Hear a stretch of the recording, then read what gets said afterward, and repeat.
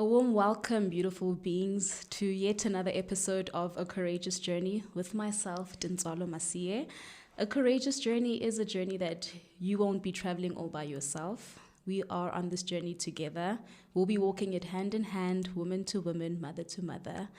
And yes, today I'm actually so excited given the fact that it's Women's Month. I have an absolutely amazing powerhouse here with me in studio.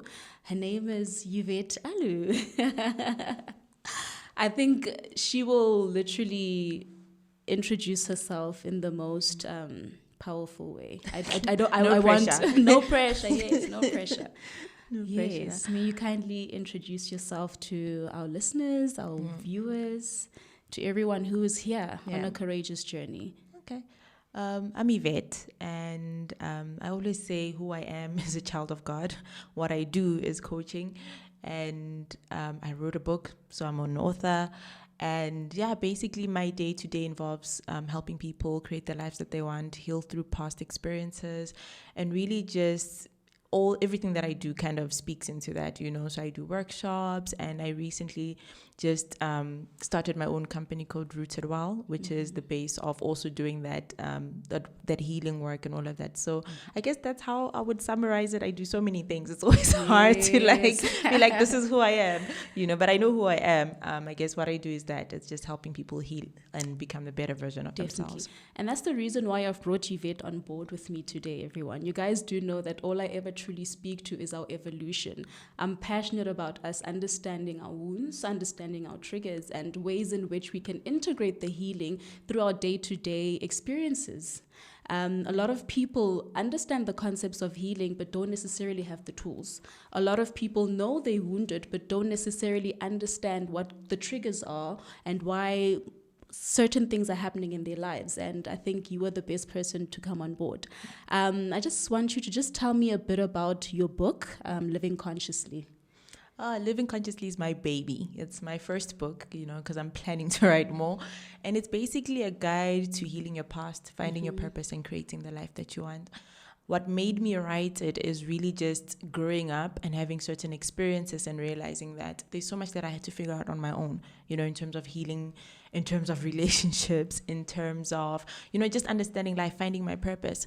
So I basically created a manual that will help anybody else that's on that path of trying to find themselves and trying to heal themselves, but they don't know where to start. So it literally has exercises inside, like stuff that I would usually ask in a coaching session and all of that. And people have described it as like 12 hours of therapy. So it's literally a book that has questions, exercises, and I wrote it in such a way that I remember when I was working back and forth with the editor, I'm like, I want this to feel like a conversation. I don't want to use big words because I want anybody, when they're reading it, to feel like they're just having coffee with me, you know, and I'm just asking them questions, or I'm just bringing their awareness to something. So it has, so it's my first book, and it has, I don't even know how many chapters it has, but it has a chapter on everything: boundaries, forgiveness, religion, so spirituality in a sense. It has a chapter on self-love. It has a chapter on finding your purpose. It has a chapter on identity. So literally I crafted it like a journey of like, this is who I am.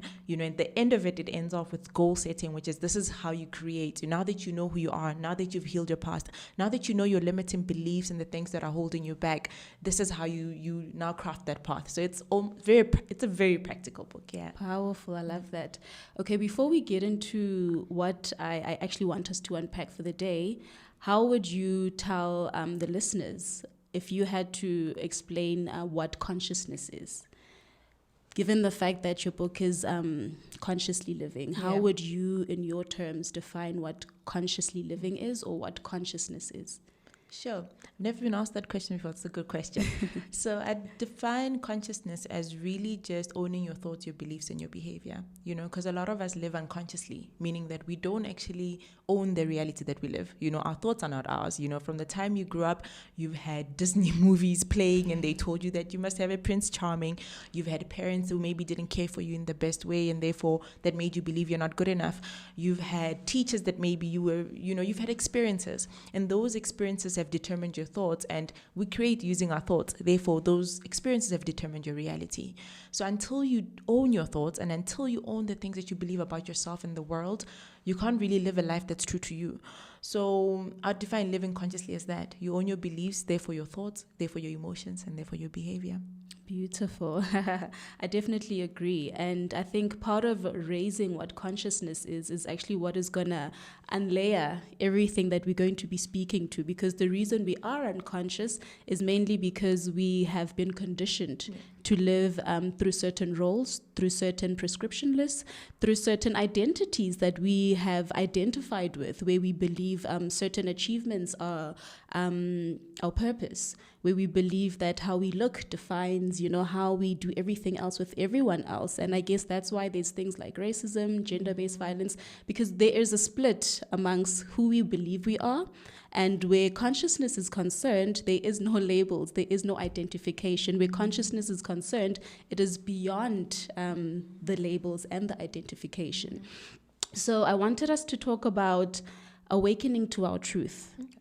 How do we fully start awakening to who we truly are? Because who we truly are at the core is our truth. Yeah.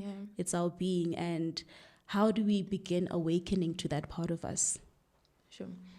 I think that awakening to your truth is really just, I guess you'd start by what's not your truth, like just unpacking that, like what's the stuff that's not you, which parts of yourself are you not expressing, and I think that's where it starts, by recognizing the things that are not truth, but also again, in the same stance, truth is something that's not, it's fluid. Yes. There's things that you absolutely thought these were truth when you were younger, and then you grow up and you're like, okay, this is my new truth, Yes. So I guess I think the bigger question is the things that I believe or to be my truth serving me, So if you believe, for example, I'll just use that you're not good enough, or if you believe that men or women are less than, is it serving me, And you have to look at, I think that's the bigger question when it comes to identifying your truth and then unpacking, because what's true for you is not going to be true for me, And when you're looking at your own personal journey, you have to find out which truths are serving me right now based on where I'm at in my journey,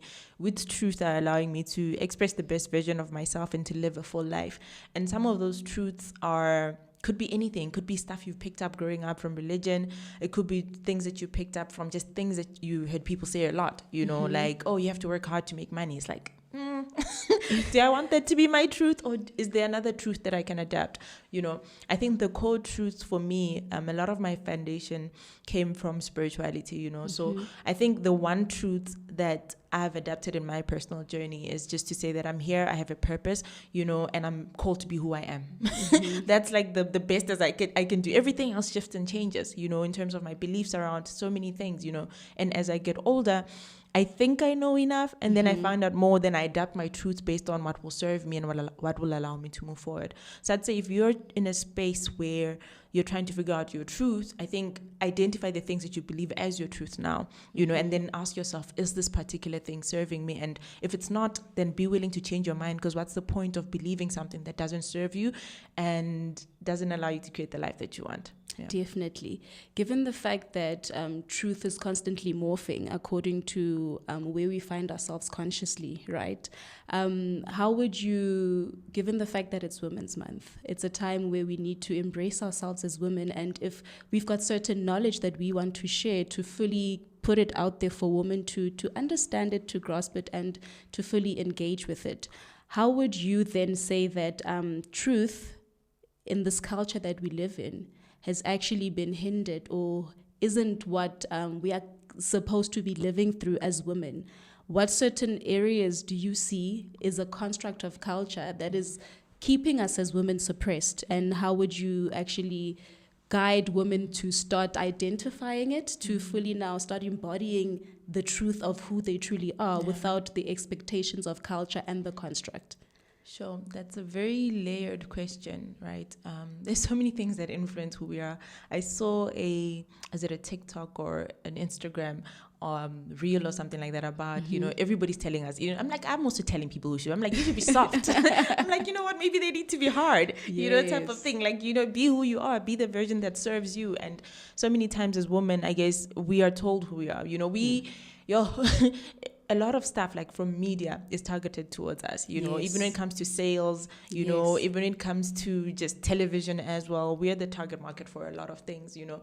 And I think the first part of freeing yourself of that is really just looking at, okay, where are these notions coming from? So for me, I was talking to the person that did my hair, and we're talking about marriage, right? And how, like, growing up, you're told, you know, you must get married, you know, you must be this, you must be that, you know.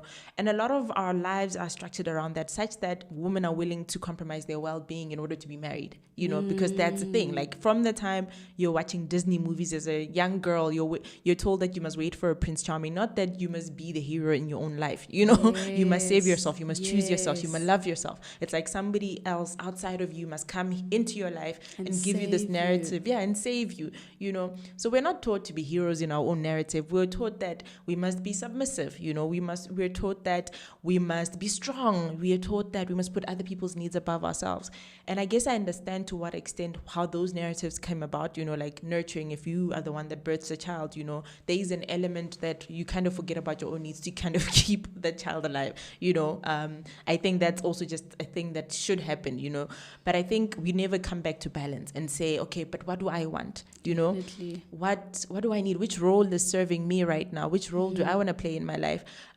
Do I really want this thing called marriage? Is it even for me? Or even kids? Do I even want kids? Right? Is it even for me? You know, a lot of times we don't question those things. I'm grateful that for me, in the way that I've paved my path, is that I've given myself the time to think about, do I actually want kids? Do I actually want marriage? Is it even something that's for me? You know, do I want, here's another new narrative, strong woman, you're the boss lady, you know. That's another narrative that's not always serving us. And it's like, sometimes step back, do I actually even want to be an entrepreneur, a boss lady who's doing everything? No, I want to do one thing at a time. And you know, I want to slow down. Definitely. And I think the fact that you're bringing that up also around this time of Women's Month, because women, to be honest, we're constantly competing and comparing. And what causes us to be in that situation is because there's so many prescriptions, like you are saying, about marriage, and how it's a certain picture is painted around it, how you are deemed as, you know, wow, you've done so well because you're married, and how many kids do you have? Just the other day, I was actually talking about trauma bonds, how the people we marry are normally the people who mirror our traumas, right? And just understanding part of that. And I got a lot of questions from people saying, oh, how do I undo this? My partner literally replicates my father and the dynamic that I had in childhood. So how would you say that a lot of our trauma is actually what is causing us to kind of live through life in the lens that we are, the life of inauthenticity? Like you say, we always have to betray ourselves in order to prove to the other that we love them. We always need to betray our own needs to prove to society that we are a loving mother who can just stay at home and not do anything because you want to be seen as, you know, no, women stay at home and you're doing well at home, without actually introspectively asking yourself, does this really serve me? Is this really my truth? And how am I then illuminating my light through this role that I'm playing? How would you say trauma has conditioned us as well to be in this space of inauthenticity and self-betrayal? That's hectic. Like, if I was listening, I'd be like, yeah, inauthenticity, self-betrayal.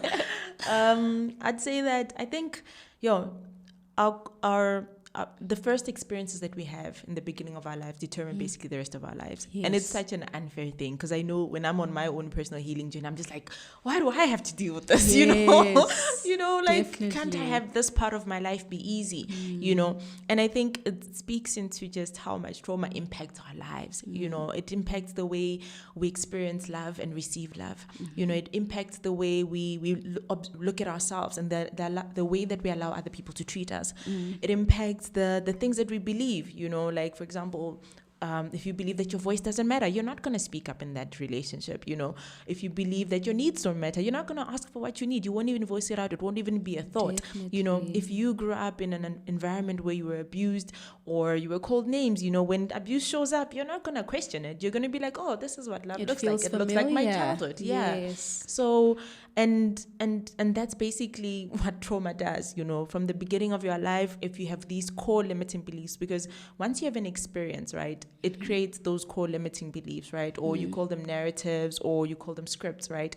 Which you then live live and we believe those things. Therefore, we kind of perceive our entire lives based on those narratives, right? So if you believe you're not good enough, even if somebody comes into your life and treats you like you're enough, you're going to be like, whoa, this doesn't feel familiar. This doesn't feel familiar, Yes. and you'll reject it. And there's so many different narratives, if you have money trauma, if you grew up I've had clients who grew up in an environment where they didn't have as much privilege, so then they grow up thinking that I have to save all the time, even when they have all their abundance. They live in a space of, consistently in their minds, their brain literally thinks that the money's going to run out or Scarcity. something bad's going to happen. Yeah, so they have Yes. that scarcity mindset to a point where they don't even allow themselves to spend. And if they do, it's like such an anxious relationship with money. So it affects us in all different areas of our lives. It affects the way we set boundaries. It affects our thoughts, right? And again, also with those experiences means that there's emotions that come with that, right? And those emotions also live in our body, So when Definitely. somebody comes, I remember for me, this was a tough thing, which I realized. I was like, because I wasn't embraced growing up, and my partner's love language is touch, so like literally I want to close up sometimes. It's like, awkward. because I wasn't given the space to speak, or because I had to deal with so many things on my own. Whenever I'm going through something, I just want to go to a corner and hide away. And most of my life, I believe that was just me. I'm an introvert. I deal with things on my own. That's just that. But then you can't exist that way and have to coexist with other people. And therefore, Definitely. life will call on you to kind of unlearn those things, because they're definitely going to serve you unless you want to live on an island. So trauma manifests itself in different ways, and one of those ways, because it's relationships, because that's where we're most vulnerable, that's where we're Yes. most open. Yes. And then most people get the relationship parts, the story about the honeymoon phase, but you don't learn about the part where the trauma of everybody surfaces, because it's not Yep. just one way. Yep. The other person's trauma, you're going to represent their Yes. mother, their father, and Yes. then they'll represent another part, and then now you're just both like very triggered.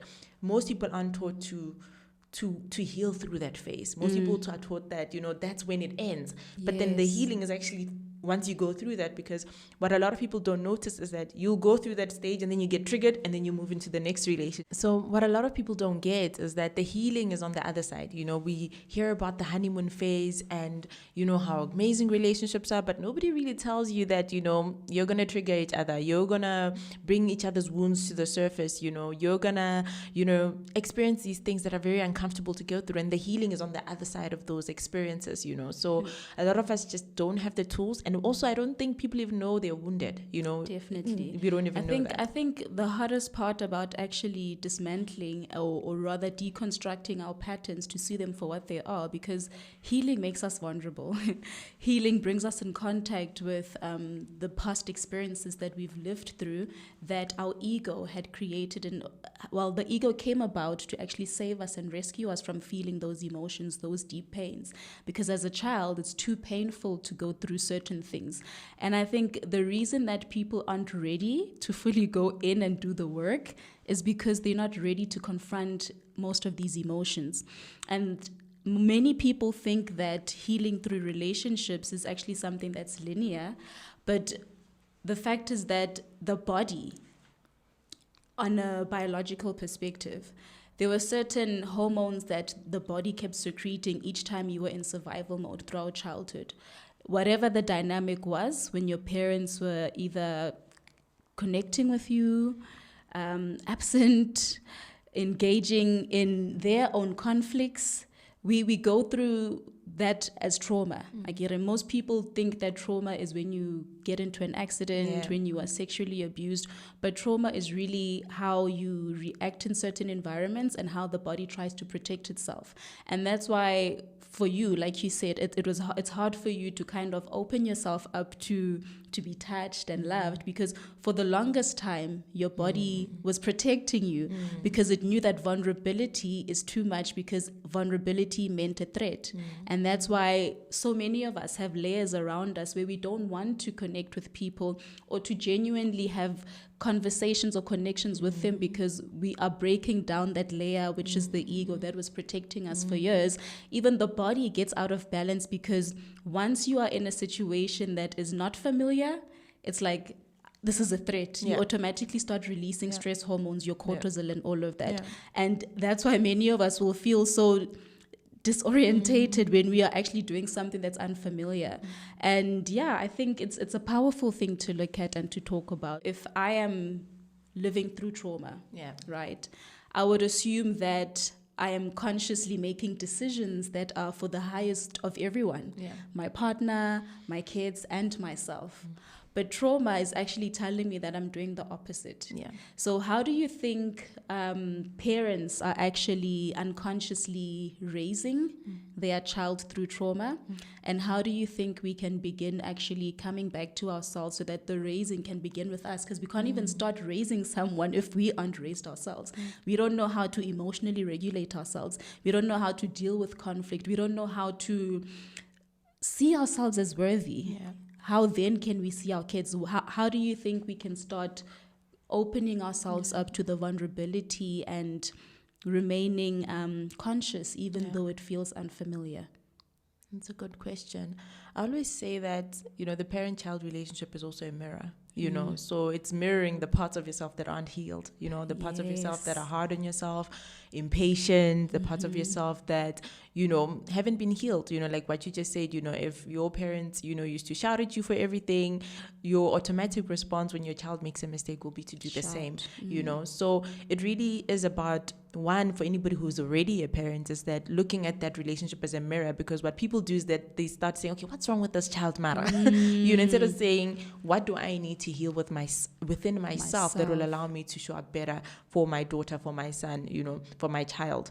And I think it starts with changing the way you perceive that relationship as well, and not what do I need to fix in my child? Because people do that, what do I need? Why is this child like this? Why are they so, so if you weren't allowed to be yourself, I've had, worked with people that it's like they weren't even allowed to laugh a certain way in their household, to speak a certain way, they weren't allowed to be comfortable. So when your child is comfortable, you're also going to be like, maybe I need to give them something to work on. Let me send them to the other room. Definitely. So it's firstly seeing that relationship also as an opportunity to heal yourself, not something to beat yourself down, because I've had a lot of people come to me and say, Yvette, with so much guilt in terms of how they've been parenting. And I always say, like, correct yourself from a place of love, have the awareness and then correct yourself and then do the work, but it doesn't have to be something where you beat yourself down and then you stay down.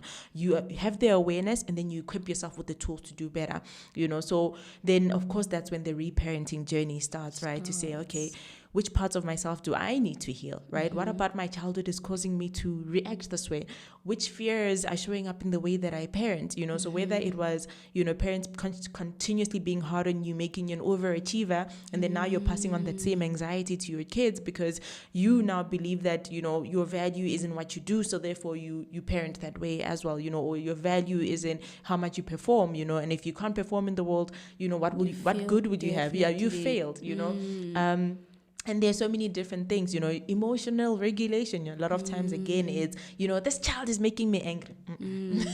It's, I need to be I need to manage my anger a little bit better. I need to work with my emotions. I need to learn to self-regulate and calm myself down and then respond, And again, where did I learn that? So the two questions that I usually give to my clients is, where did you first start to see this behavior? Was it in a parent? Was it in a sibling? Who does this behavior remind you of? And then after you've asked yourself that, is it serving me? Because if it's not serving me and it's not serving my relationship with my child, then why do I keep doing it? Another good question is, how did I feel as a child when this was done to me? Yes. Right? Because it's so strange to me, right? Because I'm against hitting kids, 100%, right? Yes. And because I work with people that have experienced that and they now live with so much anxiety, they struggle with confidence, they struggle with speaking up, and a lot of those things, maybe yes, they perform well. Because I think as society, we value people performing more than well-being, so it's like, I get so many clients who will come to me and say, everybody in my life thinks I'm fine because I have the car, I have the house, I have this, but I don't feel happy. I struggle with this part. I have so much imposter syndrome and self-doubt and all of that. So it's really about, how did it make me feel? Because we override certain things. One, because we want to protect our parents and the people that raised us. So we don't want to perceive them as bad. And it's not about perceiving them as bad. It's about looking at them and being honest with yourself about how it impacted you. So looking at saying, if there was another child that went through what I went through, what would I say to them? How would I feel? What emotions would come up for me? Because it's very difficult sometimes to have empathy for self because we separate ourselves from the experiences that we have, right? So that we can survive. Also because the parent-child dynamic is very hierarchical.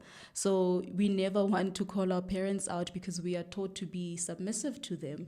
They have more authority over how we think, how we feel, and they teach us and train us to kind of, they mold us, basically. We never really have the liberty or the freedom to choose how we express ourselves because all we want is love. Yeah. All we want is validation. All we want is approval. And in whatever way that we can betray ourselves just to prove to our parents that we are worthy, then that's how it all happens. And that's why it's hard for us to disassociate with the feelings of isolation, of being suppressed in childhood, because our parents are seen as, the authority of who we are. Yeah, it's exactly that. Everything that we do is to get our core needs met. So your core need could be safety, so if you're like how I used to be, you close up so that you can feel safe. If your environment wasn't safe growing up, your core need to be to feel like you belong, so you compromise on your boundaries so that people can make you feel like you belong, they can accept you. Your core need is to be seen or to be loved, to be accepted, right? So a lot of behavior that we struggle with or we find ourselves, having this unhealthy pattern is because we're trying to get those core needs met, and if our parents didn't made us feel like we're not enough, it really is about that core need, even when in situations as adults where you find ourselves compromising ourselves, maybe, you find yourself people pleasing, you can't say no to people, it's because you want the core needs met. Definitely. So it's exactly that, whereby when you were responding in a certain way to your parents, when you're trying to perform and get the results, it's because you wanted the core need of recognition. Maslow's hierarchy of needs, you wanted recognition, and when you performed, they'll be like, yeah, you're amazing, best thing since Acha. And then and then you're like, okay, you're like your mind, because as a child, you don't have the tools to process things. So you say, okay, so that means that if I perform, I'll get the love. I'll get the attention, I'll get the validation, I'll get the approval. If I perform, I'll be safe. Because sometimes there's this thing of parents hitting kids, teaching you with a wooden spoon and then holding it over your head. It's like, if I pass, I'm safe. Therefore, I need to continue passing. And then when you grow up, it turns into anxiety, because when you're not passing, you're like, oh no, they're going to hit me. Punishment. Yeah, there's going to be punishment. So the human brain doesn't know how to distinguish between those things until you call them out, you bring them to the surface, and then you process them.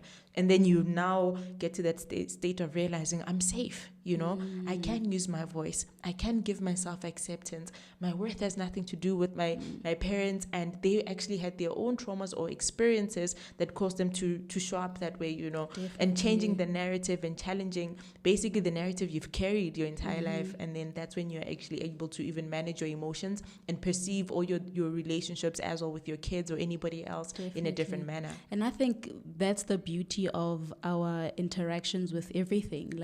Like you said, we mirror each other, whether it's through conversations with a stranger, whether it's through your partner or your kids. The beauty of life is that the mirror is really there to help you evolve. We can never fully know that we need to heal or we are wounded if we're not triggered, if we are never in situations that cause us to feel anxious or depressed. But what all of that is actually saying is, enter me. But our childhood taught us to split from any pain or any feeling of sadness. But now these triggers, these people that come into our life and upset us, are actually blessings, because they allow us to fully see, okay, wow, I'm reacting in this way and I'm being triggered right now because there was a time in my life where my dad spoke to me like this, and every time he did, it crushed my spirit, but I had to pretend like it's okay.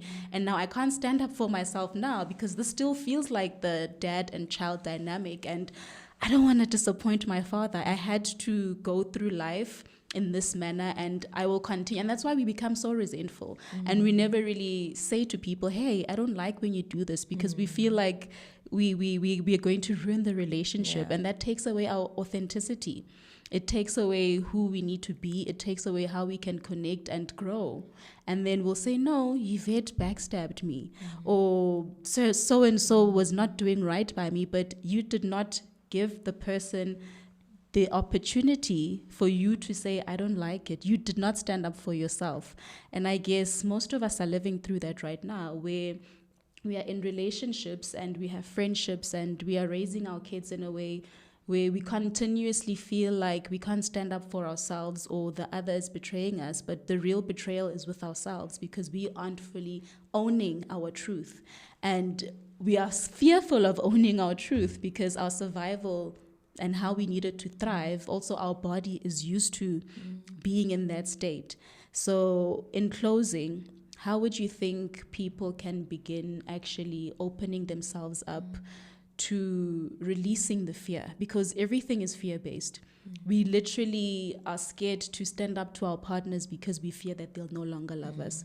We fear saying no to the kid with the iPad because we fear coming across as the bad mother.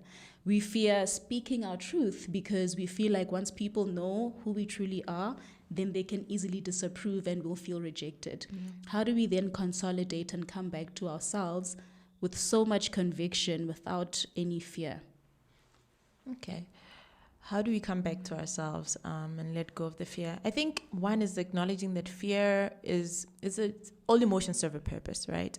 So fear is not something you can always just get rid of, like just shake it off, It's there to serve a purpose. You've carried it for a while for a purpose. You just have to realize that it's not always truth. Yes. It's not the only thing to lean on to. And sometimes also challenge your thoughts, and say, is there any evidence in my reality that says this is the only truth? If I speak up to my partner, will they leave, right? Have they stuck around? So ask yourself the important questions.